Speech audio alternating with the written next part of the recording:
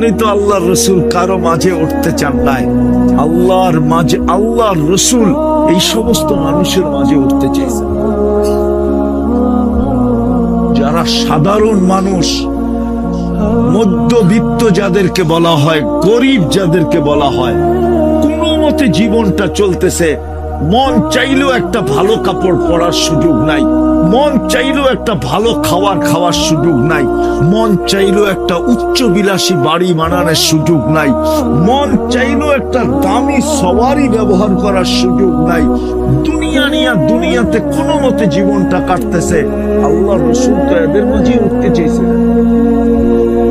নাহলে দোয়া কেন করলেন? অহশুরনি ফি জুমরাতিল মাসাকিন, আল্লাহ গরিবদের মাঝে আমাকে উঠায়েন। কেন? সাহাবা কোথায় গেল? আউলিয়া কোথায় গেল? কুতুব কোথায় গেল? গৌস কোথায় গেল? আলেম কোথায় গেল? মুফতি কোথায় গেল? মুহাদ্দিস কোথায় গেল? হাফেজ কোথায় গেল? বড় বড় দিনদাররা কোথায় গেল? আল্লাহ রসুল বলে ওদের মাঝে উঠতে চাই না, আমি তো এদের মাঝে। জান্নাত তো এদের জন্য সহজ, কিন্তু জান্নাতই তো চিনেন। চিনেন জান্নাত? চিনেন জান্নাত? তো চিনেন। আমার জাতির সামনে তো জান্নাত আলোচনা হয় না, কেউ জান্নাত ফুটায়া তোলে না যে জান্নাত জিনিসটা কি। আমার যুবকরা তো জান্নাত চিনে না। আমার বিশ্বাস, আমার যুবকদেরকে যদি জান্নাত চিনানো হইতো, আমার যুবকরা কোনোদিন ইন্টারনেটে আসক্ত হতো না, বরং জান্নাতে আসক্ত হতো। আমার যুবকরা কোনোদিন 14 তারিখে ভালোবাসার ডেতে আসক্ত হতো না, আমার যুবকরা জান্নাতে আসক্ত হতো। আমার যুবকরা কোনোদিন 31st নাইট করতো না, ওরা তো জান্নাতে আসক্ত হতো, জান্নাতের জন্য পাগল হতো। আমার সমাজ তো যুবকদেরকে জান্নাত চিনায় না, গুগলে তো জান্নাত নাই। আমার জাতির সামনে জান্নাতের বয়ান নাই। শুক্রবারে কেউ জান্নাত বয়ান করে না, ওয়াজ মাহফিল গুলাতে জান্নাত কেউ খুলা খুলা বলে না। জান্নাত জিনিসটা কি চিনেন? জান্নাত জিনিসটা কি? হ্যাঁ, আমি আস্তে আস্তে দেখা আসলাম। হায় হায়, পথ পাবে কে আর লাফায় কো? রাগ হয়েন নাই, মানে বুঝেন নাই। চেয়ারে বসবে কে আর লাফায় কে? দাড়ি পাকা পাকা মানুষ লাফাইতেছে। আমি তো হাসতে ছিলাম না, ভিতরে কাঁদতে ছিলাম, যেটা আমার জাতির অবস্থা। হায়, ও যদি জান্নাতের জন্য লাফাইতো, ও যদি জান্নাতের জন্য দৌড়াইতো, ও যদি জান্নাতের জন্য ছুটতো, ও যদি জান্নাতের জন্য নাচতো, ও যদি জান্নাতের জন্য চিৎকার দিত, ও যদি জান্নাত জান্নাত বইলা হাত উঠায়া যদি আল্লাহর কাছে দোয়া করত, তাহলে তো আল্লাহ জান্নাত দেওয়ার জন্য প্রস্তুত ছিল। জান্নাত তো এই উম্মতের জন্যই বানাইছেন, এটা তো জান্নাতই হতো না। আমার বিশ্বাস, এই উম্মতে মুহাম্মদী না হইলে জান্নাত হতো না। উলামা একমত হবে না আমার সাথে? হবে কিনা দেখি, বলবো। জান্নাতের কাতার হবে 120টা। কয়টা? 80 কাতারই তো আমরা। কয় কাতার? 80 কাতার। কয়জন রে দিবে? মুহাম্মাদুর একজনকে উঠায় 80 কাতার দিয়ে দিছে। বাকি কয় কাতার? 40 কাতার দিছে। 1.25 লক্ষ নবী, 312 জন রসুল। কি দিছে? আরে কি দিছে? আরে কি দিছে? 40 কাতার কি দিছে? 1.25 লক্ষকে 40 কাতার ভাগ করলে পার্সেন্টেজ কতটুকু? আমি তো বলি সান্ত্বনা পুরস্কার দিছে। আল্লাহ মনে হয় দিতেই চাইছিলেন না, কিন্তু নবীরা প্রশ্ন উঠাবে, নবী বানাইলেন কেন, রসুল বানাইলেন কেন, জান্নাত দিবেন না? আল্লাহ বলে, লও 40 কাতার ভাগ করে লও, কতটুকু পাইলা না পাইলা আমার বিষয় না, আসল জান্নাত যার জন্য বানাইছি তাকে আসল। আরেকটা দলিল দিব। কোন মিস্ত্রিকে যদি, কোন ঠিকাদারকে যদি বাড়ি বানাইতে দেয়, বাড়ি কমপ্লিট করার পরে ঠিকাদার কি করে? বাড়ির মালিককে ডাইকা চাবি বুঝায়া দেয়, ঠিক না? সত্য তো? আর বলে ডিজাইন মতো হয়েছে কিনা দেখেন। চাবি বুঝা নেওয়ার পরে কিন্তু কোনো কমপ্লেন চলবে না, ঠিক না? জান্নাত বানানোর পরে আল্লাহ কাউকে ডাকেন নাই। 313 জন রসুল কাউকে ডাকেন নাই, শুধু বন্ধুকে ডাকছেন। 1.25 লক্ষ নবীর মধ্যে কাউকে ডাকেন নাই, বলছে বন্ধু জান্নাত আপনার জন্য, আপনার উম্মতের জন্য কমপ্লিট হয়ে গেছে।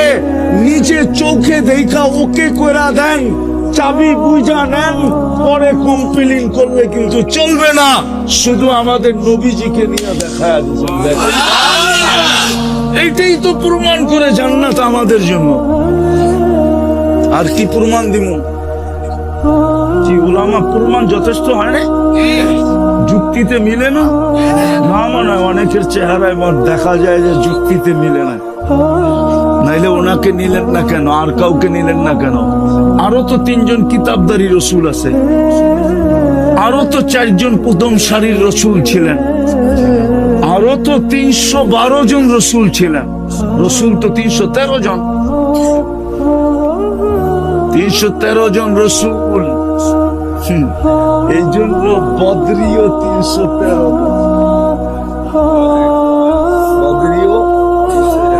বদরিও কইলে আবার উলামা ফতোয়া দিয়া দেয় কিনা এই ডরে তো কই না, নাইলে কয়া ফেলতাম। লেখাফে বিরুদ্ধে লেখা শুরু করে কিনা কয়া ফেলতাম। আরে না, এই জন্য বদরিও 300, রসুল কয়জন? 313 জন। বদরি কয়জন? 313 জন। বড় বড় ফেরেশতা কয়জন? কয়জন? এই জন্য খোলাফায়ে রাশেদিনও চান। খোলাফায়ে রাশেদিনও কয়জন? এই উম্মতের জন্য জান্নাত। এই উম্মত না হইলে আমার বিশ্বাস, আমার তাখায়ুল জান্নাত হইতো না। কিন্তু আফসোস, এই উম্মত তো শিখলো না কোন সম্পর্কে আঙ্গুল ধরে জান্নাতে, জান্নাতই তো চিনে না। চিনলে তো জান্নাতের পাগল হইতো। যেমন সাহাবা জান্নাতের পাগল ছিল, ওই সমাজের এতটুক বাচ্চা পর্যন্ত জান্নাতের পাগল ছিল। নাইলে 2 ভাইকে কুস্তি লাগানোর দরকারটা কি ছিল? কুস্তি তো আল্লাহর রাসূল লাগান নাই, উপর থেকে হুকুম আসছে, বন্ধু তামসা দেখেন না, আমিও দেখি আপনিও দেখেন। ওর থেকে হুকুম আসছে না, বাচ্চাও জান্নাতের পাগল। বড় ভাই গলায় ধরে বলছে তোর জান্নাত হয়ে গেছে, আমার হইলে অসুবিধা কি? লা তাকদির ফি দুররিহা, মার দুধের ভিতরে গাদ্দারি করিস না। আর করস কর, তাতে আপত্তি নাই, কিন্তু এইখানে গাদ্দারি করিস না। এক জায়গাতে ঢুকেছি, তোরে ধরে আসলামও তুই কিচ্ছু কবি না। আল্লাহর রাসূল তো হাততালি পড়ে দিছে, আল্লাহ আগে দিছে আমার মনে হয়। নাইলে তো আল্লাহর রাসূল বাহবা বলতে পারে না, ওয়াহ ওয়াহ বলতে পারে না, যখন বলতে আল্লাহ না বলে। ওমা ইয়ানতিকু আনিল হাওয়া ইন হুয়া ইল্লা ওয়াহয়ুন ইউহা। আল্লাহর রাসূল যে শাবাশ শাবাশ বলছে, এর আগে মনে হয় আল্লাহ বলছে শাবাশ শাবাশ শাবাশ। বাচ্চা পর্যন্ত জান্নাতের জন্য পাগল ছিল। আজকে তো দোলার মানুষ জান্নাত চিনেই না। যদি চিনতো তাহলে চেয়ার পাবে আরেকজনে, ও নাচবে কেন? পথ পাবে আরেকজনে, ও ছুটবে কেন? আসরের নামাজ বাদ দিয়া, যোহর বাদ দিয়া, মাগরিব বাদ দিয়া আমি বিরোধিতা করতেছি, বুঝাইতে চাইতেছি। জান্নাত চিনেন? চিনে তো না, শুধু শব্দটা চিনে না। জান্নাত কি দিয়া বানাইছে? যার মাটি বানাইছে মুস্ক দিয়া, জান্নাতের মাটি মুস্ক তুরাবুহাল মিস, বুখারী শরীফের কথা। হাশিশুহা জাফরান, যার গা হবে পিওর জাফরান।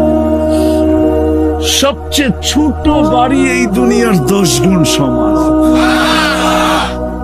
সবচেয়ে ছোট রাজত্ব। হায় হায় হায়, এই উম্মত ওয়াদা তো আল্লাহর ছিল, ইন্নাল আরদা ইয়ারিসুহা ইবাদিয়াস সালিহুন। আল্লাহ বলছিল জান্নাতের নেশাগ্রস্ত হ, তোদেরকে আমি জমিন হাতে নেওয়ার জন্য আন্দোলন করতে হবে না। অঙ্গীকার তো ছিল, ইন্নাল আরদা ইয়ারিসুহা ইবাদিয়াস সালিহুন, নেককার তো হ।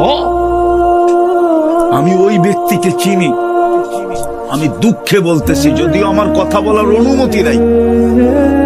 ডাক্তার যদি দেখে আমি এরকম কথা বলি তো আমার আজকে নিয়ে হওয়া দিবে হাসপাতালে, যে তুই 2 মাস শুয়ে থাক, তুই ঘরে বুবি না। তো যেটা বুঝাইতেছিলাম এই উম্মত, আমি ওই ব্যক্তিকে চিনি। ইহুদিদের সাথে তর্ক হয়েছিল ইহুদি আলেমের সাথে, যে আমাদের হাদিসে আছে ইয়াকতুলুশ শারকিয়ুল গারবিয়্যা, দরিয়ায় উর্দুনের এই পারের মানুষ ওই পারের মানুষকে হত্যা করবে। ইয়াকতুলুশ শারকিয়ুল গারবিয়্যা, পূর্ব পারের লোকেরা পশ্চিম পারের লোককে হত্যা করবে। আর ইহুদিরা সব জায়গায় পলাবে, সব জায়গার থেকে আওয়াজ আসবে, ইয়া আব্দুল্লাহ ইয়া মুসলিম ওয়ারাই ইহুদ ফাকতুলহু ইল্লা শাজারাতাল গারকাদ। শুধু একটা গাছ আছে যেটাকে আমাদের বাংলা ভাষায় ঝাউ গাছ বলে, ওটার পূজা করে ইহুদিরা। ওই গাছের থেকে আওয়াজ আসবে না, ইহুদিরা সর্ব জায়গায় পলাবে। তো সব জায়গার থেকে, এমনকি পাথরের থেকে আওয়াজ আসবে, ও মুসলমান, ও আল্লাহর বান্দা, আমার পিছে ইহুদি লুকানো আছে, একে হত্যা কর। তো ইহুদি আলেম জবাব দিছিল, আমরাও এই হাদিস জানি, কিন্তু তোমরা এখন মুসলমানও না, আব্দুল্লাহ, বিধায় আমরা নিরাপদ। তোমাদের ভিতরে ইসলাম পুরা নাই, তোমরা আল্লাহর বান্দা, পারফেক্ট বান্দা না, বিধায় আমরা এখনো নিরাপদ। আমি বলি, ওয়াজে বলি, আমি চিনি ওই ব্যক্তিকে, আজকের থেকে না, আমি সেই 89 থেকে চিনি। ইহুদি আলেম জিজ্ঞাসা করছিল, তোমাদের জুমার নামাজে আর ফজর নামাজে মুসল্লি কতটুকু হয়? তো বলছিল, তুই ইহুদি, তুই জুমার ফজর নিয়ে তোর সম্পর্ক কি? আমাদের কিতাবে একটা তথ্য আছে, বলো। বলছে জুমার তুলনায় আমাদের ফজরে কোনো মুসল্লি হয় না। ইযান নাহনু ফিল আমান, তাইলে আমরা নিরাপদ। বলছে কেন? বলছে আমাদের কিতাবে এখনো লেখা আছে, যেই দিন তোমাদের জুমার জামাত আর ফজরের জামাত সমান হবে সংখ্যায়, ওই দিন তোমাদের বিজয়ের পালা শুরু হবে, এর আগে তোমাদের বিজয়ের পালা শুরু হবে না। না না না না, তোমরা 250 কোটি জান দিলেও বিজয়ের পালা শুরু হবে না। প্রমাণ নেবেন আমার কাছ থেকে, নাম্বার নিয়ে যেতে পারেন, ওই আলেমকে জিজ্ঞাসা করতে পারেন, ও এখনো বেঁচে আছে, মরে নাই।